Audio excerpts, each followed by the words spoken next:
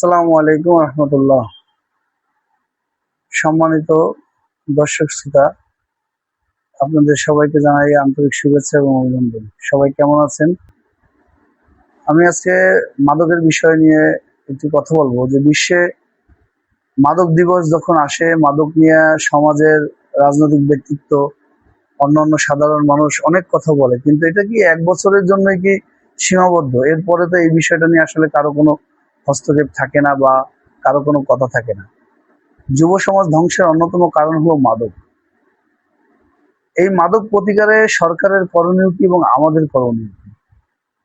একটি দেশের চালিকা শক্তি এবং ভবিষ্যতের কর্ণধার হলো তরুণ প্রজন্ম বা যুব সমাজ।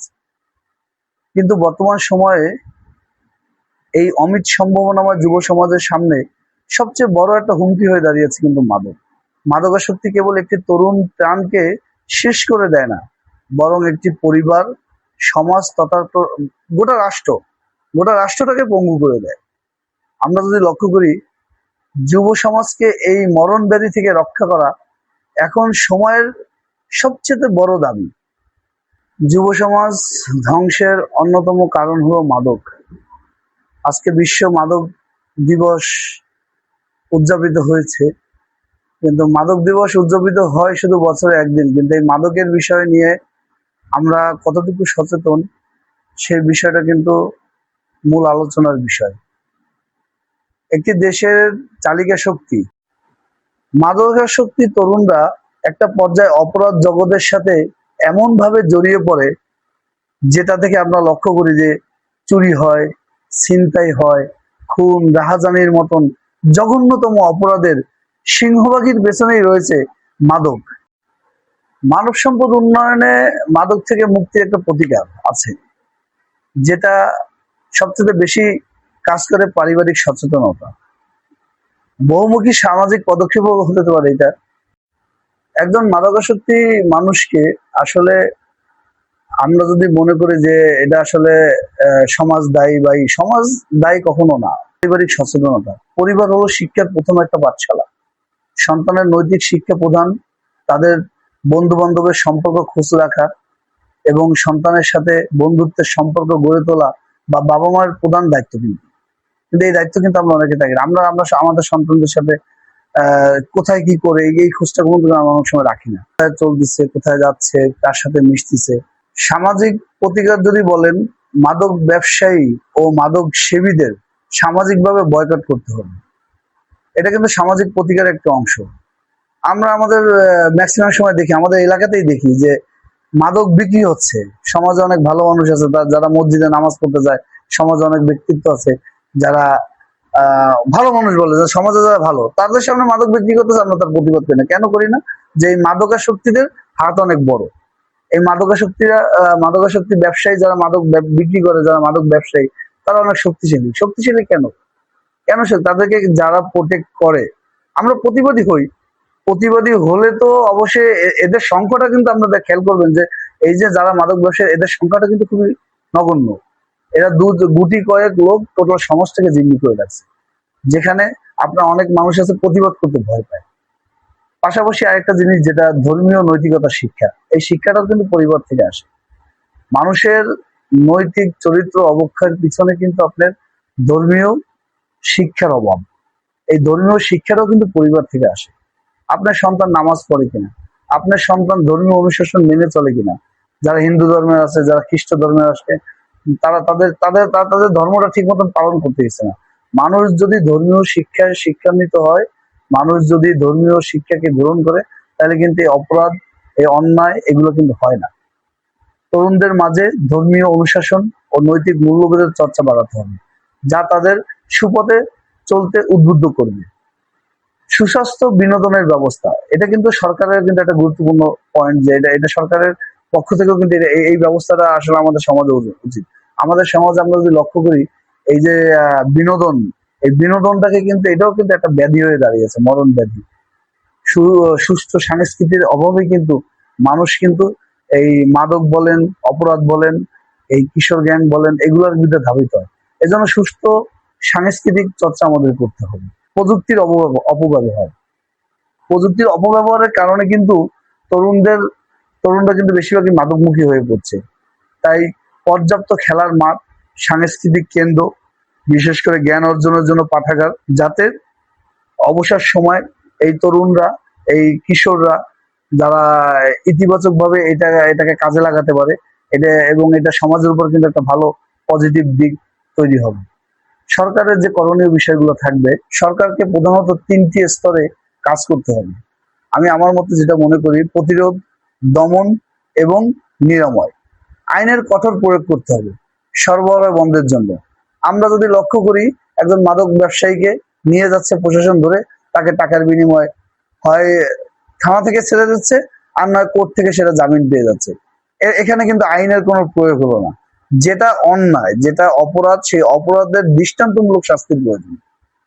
মাদকের অবৈধ প্রবেশ ঠেকাতে হবে। সীমান্তে আমরা লক্ষ্য করি, সীমান্ত থেকে কিন্তু মাদক পাচারটা বেশি হয়, যার সাথে কিন্তু স্থানীয় প্রশাসন থেকে শুরু করে স্থানীয় রাজনৈতিক দলের নেতারাও জড়িত। এটা বন্ধ করতে হবে। এটা যদি আমরা বন্ধ না করি, আমরা ভিতরের দিকে এটাকে আমরা কখনো প্রতিরোধ করতে পারবো না। সুতরাং সীমান্তে মাদকটা প্রবেশ করে, এটা বন্ধ করতে হবে। সীমান্তের নিরাপত্তা জোরদার করতে হবে। দেশের আভ্যন্তরীণ মাদক সিন্ডিকেট এবং গডফাদার চিহ্নিত করতে হবে, যারা এটার পিছনে সবচেয়ে বেশি ভূমিকা রাখে। এদেরকে আইনের আওতায় আনতে হবে। মাদক চোরাচালানির সাথে জড়িত জন্য কঠোর এবং দৃষ্টান্তমূলক শাস্তির ব্যবস্থা করতে হবে। এটা সরকারের করণীয়, এবং এটাকে সরকার পদক্ষেপ হিসেবে যদি গ্রহণ করে, তাহলে কিন্তু আমাদের সমাজে কিন্তু এই মাদকটা কিন্তু অনেকটা নিয়ন্ত্রণে চলে আসে। আমরা জানি এটা একবারে কখনো সম্ভব না, এটা একবারে সরকারও পারবে না, বা সাধারণ জনগণ এটা পারবে না। এটাকে কৌশলগতভাবে, এটা পরিকল্পিতভাবে এটাকে যদি সরকার পদক্ষেপ নেয়, আমি মনে করি এই মাদক সিন্ডিকেট বলেন, মাদকদের গডফাদার বলেন, বা মাদক ব্যবসায়ীরা বলেন, এই একটা সময় এসে কিন্তু ঠিকই নিস্তেজ হয়ে যাবে বা নির্মূল হয়ে যাবে, আমরা এটা মনে করি। বিশেষ করে বেকারত্বের একটা অংশ, যারা এই মাদক নেশায় আক্রান্ত, বেকারদেরও একটা বড় অংশ, যারা আপনার কর্মহীন ভাবে আছে, কাজের সুন্দর পরিবেশ নেই বা কর্মের ব্যবস্থা নেই। আমরা যেটা জানি, এবং সৎসঙ্গে স্বর্গবাস, অসৎসঙ্গে সর্বনাশ। এই অসৎসঙ্গের কারণে কিন্তু তরুণ সমাজ ধ্বংস হয়ে যায়। এজন্য কর্মসংস্থানের সৃষ্টি করতে হবে সরকারকে। সঠিক কর্মসংস্থান যদি সৃষ্টি হয়, তরুণদের মাঝে মাদকের অন্যতম বড় কারণ বেকারত্ব ও হতাশা, এই হতাশাটা একসময় কেটে যাবে। সরকার যদি তরুণদের জন্য পর্যাপ্ত কর্মসংস্থানের ব্যবস্থা করে, বিশেষ করে যেমন কারিগরি শিক্ষা, আত্মকর্মসংস্থানের সুযোগ সৃষ্টি করতে হবে। যারা মাদক গ্রহণ করে, এরা তো শুধু আসক্তই নয়, এরা তো অবশ্যই মানসিকভাবে এরা অসুস্থ। আমরা জনশক্তিকে শক্তিতে পরিণত করতে পারতেছি না। যদি শক্তিতে পরিণত করতে পারি, তাহলে কিন্তু আমাদের এই সমাজ থেকে কিন্তু এই অপরাধ অনেকটা কমে আসে। এজন্য যুব সমাজকে সঠিকভাবে ব্যবহার করতে হবে। যদি এটা আমরা ব্যবহার করতে পারি যুব সমাজকে, তাহলে যুব সমাজের যুব অপরাধটা আসেই তো যুব সমাজ থেকে। এই অপরাধটা কিন্তু একটা সময় কমে আসবে। এই জন্য সরকারি প্রতিটি জেলায় একটা আধুনিক কর্মসংস্থানের যে কেন্দ্র, কারিগরি শিক্ষা কেন্দ্র বলেন, কর্মসংস্থানের জন্য যেসব কেন্দ্রগুলো তৈরি করা হয়, এগুলো প্রত্যেকটা জেলায় করা উচিত, এবং এটার উপর সরকারের গুরুত্ব দেওয়া উচিত। যদি এটার উপর গুরুত্ব দেওয়া হয়, তাহলে এই যে বেকার ছেলেগুলো আছে, এই বেকার সমাজের লোকগুলো আছে, এদেরকে একটা কর্মসংস্থানের ব্যবস্থা একটা পর্যায়ে সরকার চাইলে এটা করে নিয়ে আসতে পারে। সুযোগ সুবিধা সম্মিলিত মাদক নিরাময় ও পুনর্বাসনের কেন্দ্র স্থাপন করতে হবে। সেখানে চিকিৎসার পাশাপাশি তাদের কর্মমুখী প্রশিক্ষণ দিয়ে সমাজের পুনর্বিন্যাস করতে হবে। ব্যাপক প্রচারণা, এই প্রচারণার অভাবেই কিন্তু আমরা যে বছরের শেষে একটাবার যখন মাদক দিবস আসে, তখন আমরা এটাকে প্রচারণা করার জন্য মানে ব্যাপক উৎসাহিত হয়ে পড়ি, যেটা সরকারের একটা ভূমিকা থাকে এটা প্রচারণার জন্য, কিন্তু এটা একটা দিনের জন্য থাকে। এটা সারা বছরের জন্য যদি থাকে, তাহলে কিন্তু এটা নিয়ে কাজ করলে সমাজ থেকে কিন্তু মাদক আসক্তি দূর হয়, এবং মানুষ কিন্তু স্বাভাবিক জীবন বেছে নিতে পারে। সরকারি গণমাধ্যম, টেলিভিশন, রেডিও, সংবাদপত্র এবং সামাজিক যোগাযোগের মাধ্যমে মাদকের যে কুফল, এইসব বিষয়ের তথ্যচিত্র তুলে যদি ধরে প্রতিনিয়ত, তাহলে কিন্তু মানুষ একটা সময় এসে বুঝে। আমরা মানুষকে বুঝাতে পারি না, আমরা বুঝাতে যাই বছরে একবার। কেন? এটা কি আসলে কি আমাদের কি এটা কি দায়িত্ব নাই? আমাদের দায়িত্বের জায়গা থেকে আমরা দূরে আছি। আমরা সমাজে যারা আছি, আমরা সবসময় দায়িত্বহীন। এই দায়িত্বহীন হবে না, প্রতিটি মানুষকে দায়িত্ববোধ জাগ্রত হতে হবে। দায়িত্বহীনতার কারণেই কিন্তু আমাদের সমাজে অপরাধ সংঘটিত হয়। আমরা একটা লোক দেখি এলাকায়, সে পাড়া মহল্লার একটা ছেলে গুন্ডা, যাকে আমরা বলি গুন্ডা, এলাকায় রংবাজি করে বেড়াচ্ছে, মুরব্বীদেরকে সম্মান করতেছে না, আহ প্রতিবেশী দেরকে সম্মান করতেছে না, আমরা তার থেকে দূরে থাকি। কিন্তু একটাবার এই ছেলেটার কাছে আপনি যান, কথা বলেন, তার সাথে পরিচয় হন, তাকে সুন্দর করে, তাকে আপনি সম্মান করেন। ওদেরকে কেউ সম্মান করে না বলেই তো ওরা অসম্মানিত লোক তৈরি হয়। এই সম্মানটা আমাদের করতে হবে। সর্বপ্রথম এইসব লোকদের যারা মাদকাসক্তি বা অপরাধের সাথে যুক্ত, এদেরকে একটু ভালোবাসা দিন, এদেরকে একটু সম্মান করেন। কেন করবেন না? এরাও তো আপনার ভাই, বা এরাও তো সমাজের নাগরিক। আমরা এদেরকে মূল্যায়ন করি না। যদি মূল্যায়ন করতে পারি, তাহলে কিন্তু এই মানুষগুলো কিন্তু একসময় স্বর্ণে পরিণত হয়। যুব সমাজের মাদকের গ্রাস থেকে মুক্তি করে কোন একক ব্যক্তি বা কেবল সরকারের পক্ষে একটা সম্ভব নয়। এটার জন্য প্রয়োজন সম্মিলিত প্রচেষ্টা। আমাদের সবার এটার দায়িত্ব। এটা শুধু সরকারের একার দায়িত্ব না। সরকার এই বিষয়ে সিদ্ধান্ত নিবে, কিন্তু নিয়ে এটা বাস্তবায়ন কারা করবে? এটা আপনার আমার সবার করতে হবে। আমরা যদি সরকারকে এই বিষয়ে সহযোগিতা করি, এটা তো তাহলে অবশ্যই এটা ফলপ্রসূ আসবে কিনা। এর জন্য প্রয়োজনীয় সম্মিলিত প্রচেষ্টা আমাদের একান্ত জরুরি। সরকার যদি আইনের কঠোর প্রয়োগ ও কর্মসংস্থানের সুযোগের সৃষ্টি করে, পাশাপাশি পরিবার ও সমাজ যদি সচেতন ভূমিকা পালন করে, তবেই তরুণরা এই অন্ধকার থেকে মুক্তি পথ ফিরে পাবে। তাই আসুন, আমরা মাদককে ঘৃণা করি, মাদকাসক্ত ব্যক্তিকে নয়। এদেরকে বাঁচার জন্য আমরা সহযোগিতা করি। এরা ভুল করেছে, এরা তো ভুল করে এই পথে গেছে, এরা তো আর বুঝে যায়নি। আসলে যে লোকটা অপরাধ করে, হয় সে রাগের মাথায় করে, বা তার কোনো ব্যর্থতা বলেন, বা কারো প্রতি আসক্ত হয়ে বলেন, কারো প্রতি ঘৃণা নিয়ে বলেন, এটা নিয়েই একটা মানুষ অপরাধ সংঘটিত হয়। কখনো একটা মানুষ স্বাভাবিক থাকা অবস্থায় কখনো অপরাধ করতে পারে না।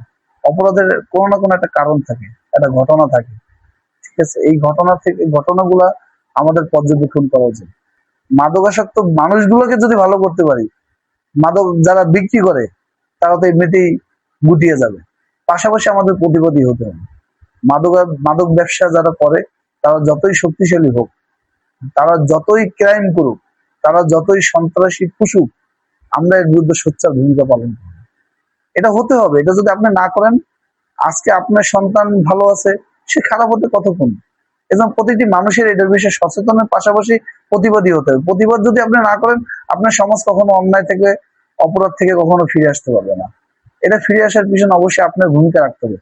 দায়িত্বের জায়গা থেকে আমাদের দায়িত্বশীল হতে হবে। যদি দায়িত্বশীল হতে না পারি, আমি যদি মনে করি যে সমাজে আমি একজন ব্যক্তি, সে অন্যায় করতেছে, সে অন্যায় করুক, আমার কি হয়েছে, আমি করবো, আমি আমার মতন থাকি, আমি আমার মতন থাকি, আপনি আপনার মতন থাকেন, কিন্তু আপনার সন্তানটা যে মানে ওইটা আক্রান্ত হবে না, এটা গ্যারান্টি আপনি কখনো দিতে পারবেন না। আপনার সন্তান তো 24 ঘন্টা ঘরে থাকবে না, তার প্রয়োজনে তার বাইরে বের হতে হবে। একজনের সাথে হঠাৎ করে পরিচয় হয়ে যায়। এইগুলো মানুষ যারা এই অপরাধের সাথে জড়িত হয়েছে, তারা কোনো না কোনো ভাবে মাধ্যমে, কারো না কারো মাধ্যমে এখানে এসেছে, সংগঠিত হয়েছে। সুতরাং দায়িত্বশীল হতে হবে আমাদের। আমরা যদি দায়িত্বশীল ভূমিকা পালন করতে পারি, সরকারের উপর দোষ না চাপিয়ে সরকারকে সহযোগিতা করতে হবে। পাশাপাশি আপনাকেও কিন্তু সেই সরকারের ভূমিকা রাখতে হবে। সরকার একা না, সরকার জনগণের, জনগণই তো সরকার। সরকারের উপর যদি দোষ চাপিয়ে দিয়ে আমরা যদি দায়মুক্ত হয়ে যাই, দায়বদ্ধতা থেকে মুক্ত হয়ে যাই, তাহলে কিভাবে আমরা এই সমাজটাকে পরিবর্তন করবো? এই সমাজ পরিবর্তন করতে হলে আমাদের সবার ঐক্যবদ্ধ হতে হবে, সরকারকে সহযোগিতা করতে হবে, এবং পাশাপাশি নিজেকে, যেটা আমি আগেও বলেছি, দায়িত্বশীল ভূমিকা রাখতে হবে। আমার পাশে অপরাধ হচ্ছে, আমি কেন ওটাকে দেখেও না দেখার ভান ধরে থাকবো? আমি যাই, কথা বলি, সমস্যা কি? আপনি বলা শুরু করেন, আপনার পাশাপাশি সবাই বলা শুরু করবে। তাই সুতরাং আসুন, মাদক দিবসটা শুধু একদিনের জন্য না, আমরা এই মাদক বিরোধী স্লোগানটা যতদিন পর্যন্ত সমাজ থেকে এই মাদক নির্মূল না হয়ে যায়, ততদিন পর্যন্ত আপনার, আমার, আপনার সন্তানের, ভবিষ্যৎ প্রজন্মদেরকে এই কণ্ঠস্বর উজ্জীবিত করতে হবে এই মাদকের বিরুদ্ধে। আসুন, সুন্দর দেশ গড়তে, সমাজ গড়তে সবাই ভালো থাকবেন, সুস্থ থাকবেন, এই কামনায় আমি বিদায় নিচ্ছি। আসসালামু আলাইকুম ওয়া রাহমাতুল্লাহ।